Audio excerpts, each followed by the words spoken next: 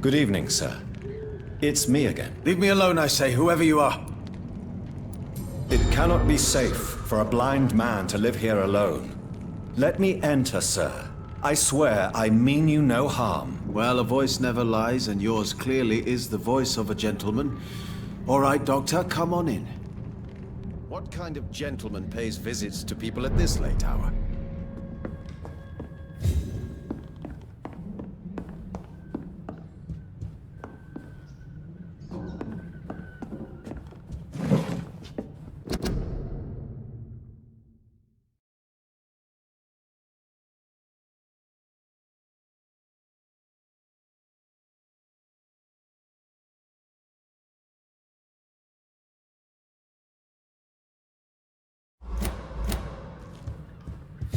Wandering in this part of town at night, you're either brave or a fool.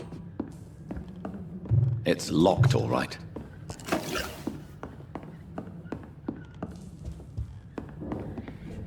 So what is the name of my nocturnal visitor? I'm Dr. Jonathan Reed.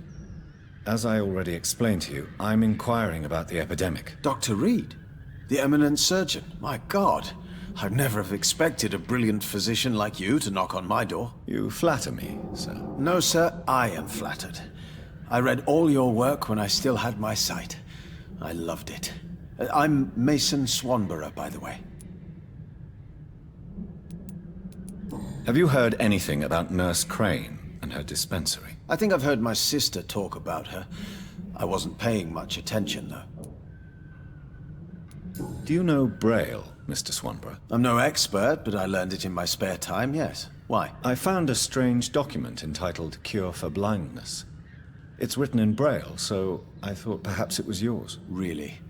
Is that some kind of sick joke? Let me see. Here it is. This letter seems authentic. And it actually refers to an experimental cure for blindness. You have piqued my interest, Dr. Reed. Could it be of any use to you? No. This page is just a part of a larger diary. I'd be glad if you could find the other pages. I found another page of the diary, Mr. Swanborough. This diary is still not complete. The man who wrote it claims he is a member of some scholarly brotherhood called the St. Paul's Stole. Really? I've heard of them. Very capable scientists. Perhaps the man who wrote this really found a cure. I would need more pages to figure it out, but it's as promising as it is intriguing. And what else have you learned about me, Mr. Swanborough? I know you assisted Professor Carrel in France, and that you invented a new blood transfusion method based on his work. Yes. Those were frustrating but exciting days. I loved it. Yes, the thrill of research and discovery. This is what drives people like us, Dr. Reed. Oh, how I envy you. Does someone take care of you in this isolated place? My sister Loretta and I have our daily routine. Every morning and evening she comes by so we can talk and eat. Then she leaves and I stay. Do you not appreciate your sister's visits? Loretta is the best and worst thing that happened to me. And I believe she could say the same thing about me.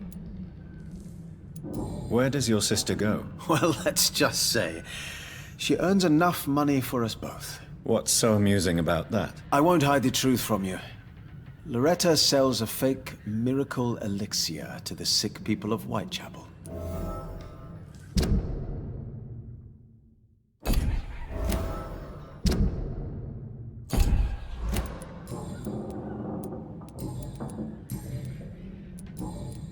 Goodbye, Mr.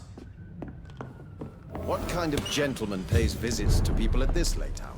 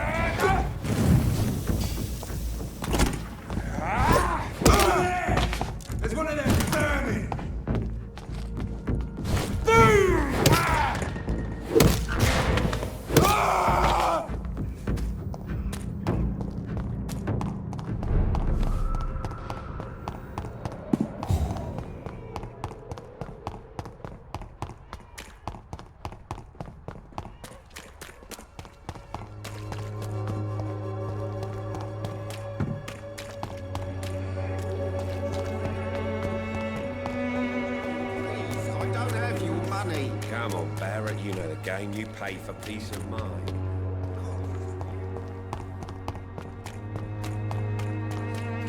This district seems to get uglier every year.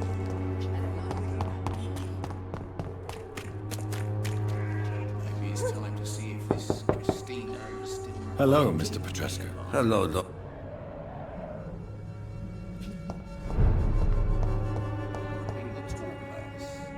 Yes? Tell me everything you know about Camellia, the mute florist. I do not believe in the afterlife, Doctor. Tell me everything. I do. How is Nurse Crane these days? I don't know what you told her, what kind of deal you made, but Dorothea seems less anxious recently. Thank you for that, Dr. Reed. Goodbye. A lot of people are talking about this Colossus. Perhaps I should leave.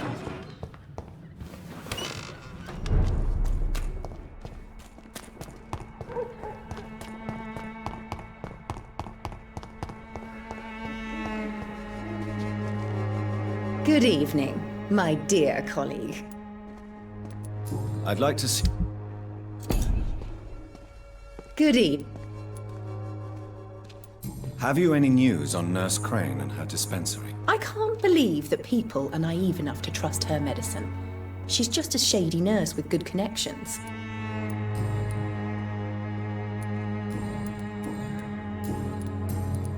Loretta, your miraculous formula wouldn't even cure a common cold, and you know it. The Swanborough's cordial's secret ingredient is hope, Doctor.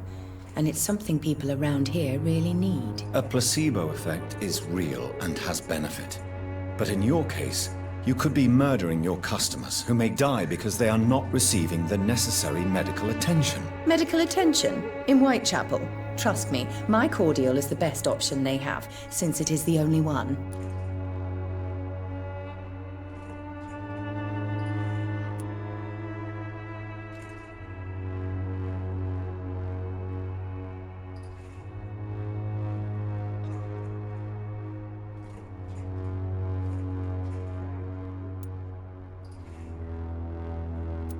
If your true purpose was to help, you wouldn't take money from the poor for your snake oil. Oh, but to pay for it is part of the process, Doctor. If it were free, they wouldn't believe in it.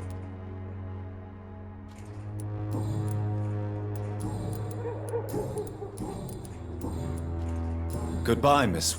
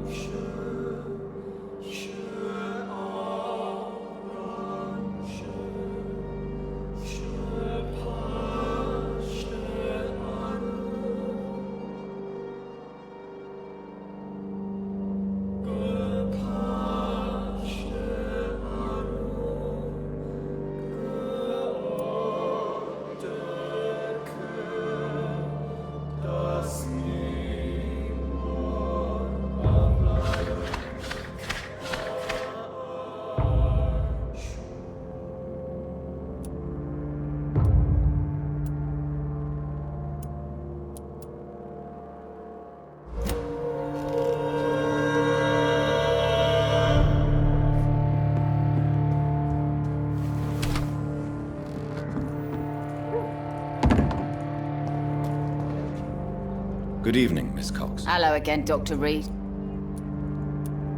Have you got any news about Sean Hampton's shelter? The murderer is still unknown. All I know is that the Wet Boot Boys have nothing to do with this. Can I see what you have to sell? As long as you have money, I'll show you all I have.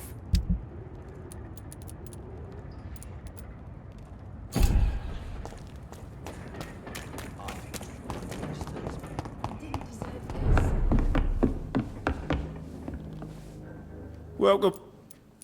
Have you got any recent... Have you not heard? The sad saint has been murdered. Goodbye. Away from this place as I can. I should have offered a drink to the boy. He cursed all night.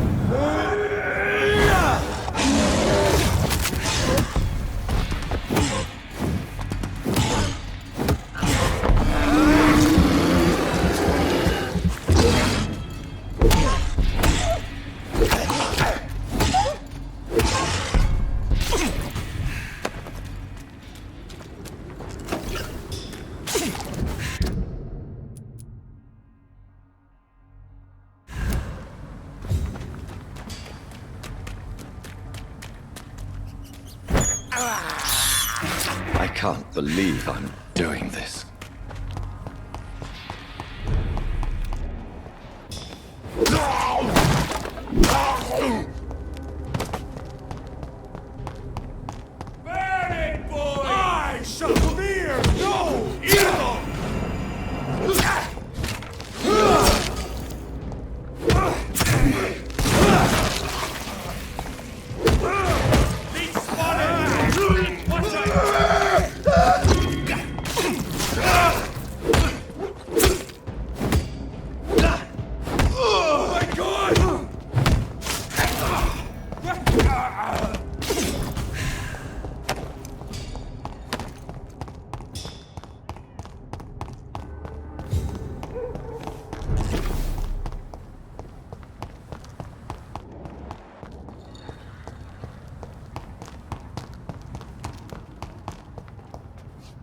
Good evening. There's no need to call me that.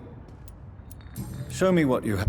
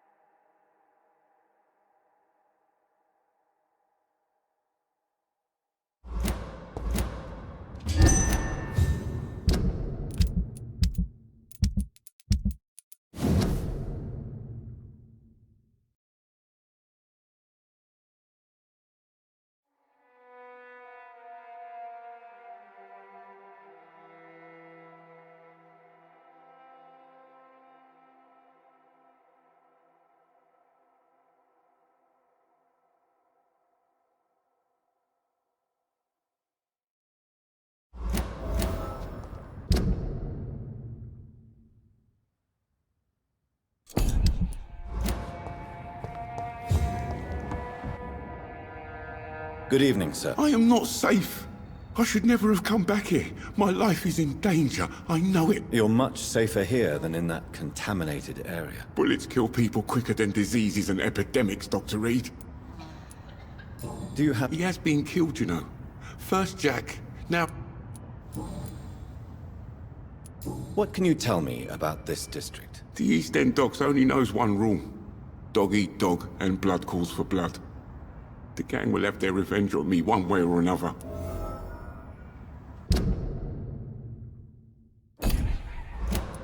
What can you tell me about the locals? Most people would say that Sean Hampton and Tom Watts are good men who try to sort things out.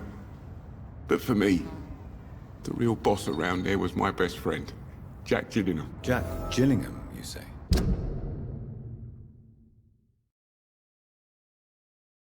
Everyone round there knew Jack. He was a rock. A mountain, even. He feared nothing. Your friend Jack has something to do with you fleeing to the contaminated area where I found you. I want to know more. Jack is dead. That's all you need to know. Dead because of me. So much violence. So much sorrow. All of that because I refused to be insulted again. No man can predict the exact outcome of his actions. It's the curse we have to live with. We can only gamble and do what we think is best. Perhaps you're right. The district was doomed before I was born. But I cannot stop myself thinking that Jack died for me. Why do you say that? After I killed that gang member, the Wet Boot Boy suspected Jack. And being loyal and all, he did not refute the accusation.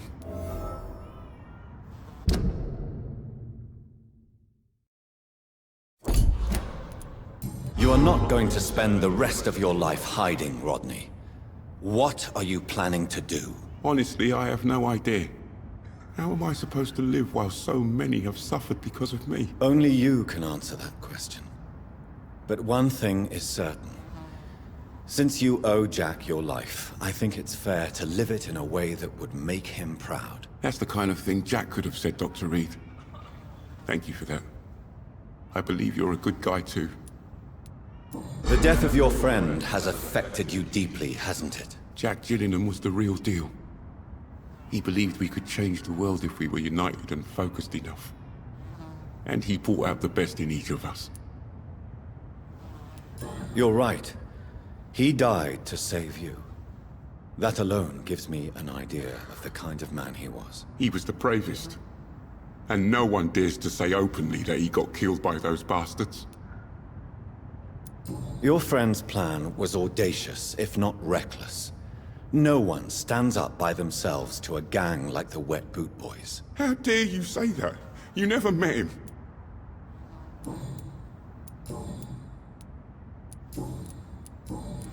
Goodbye, Miss...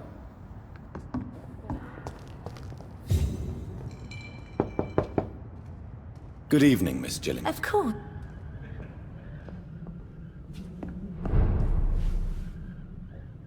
So, Dr. Have you heard... I've never heard that name.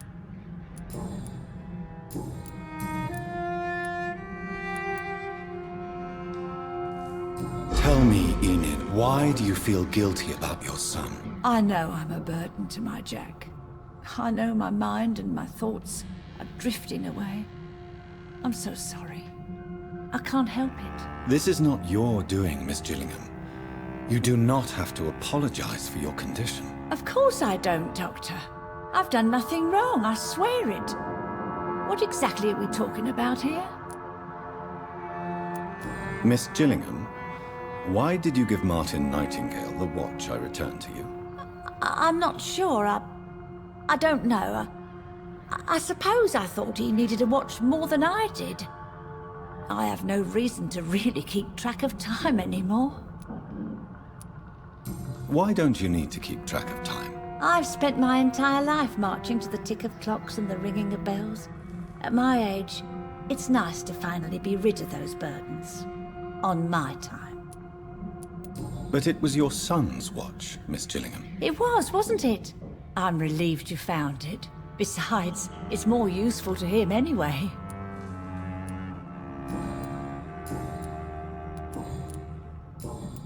Goodbye.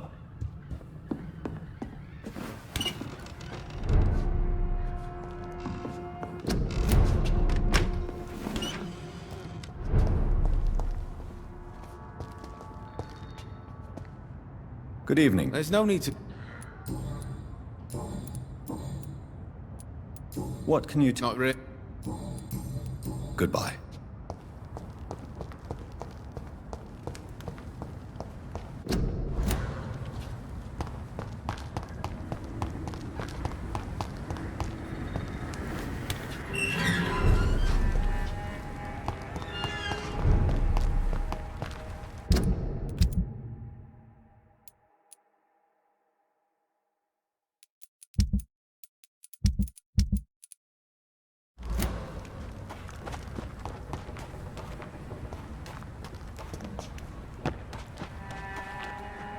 You...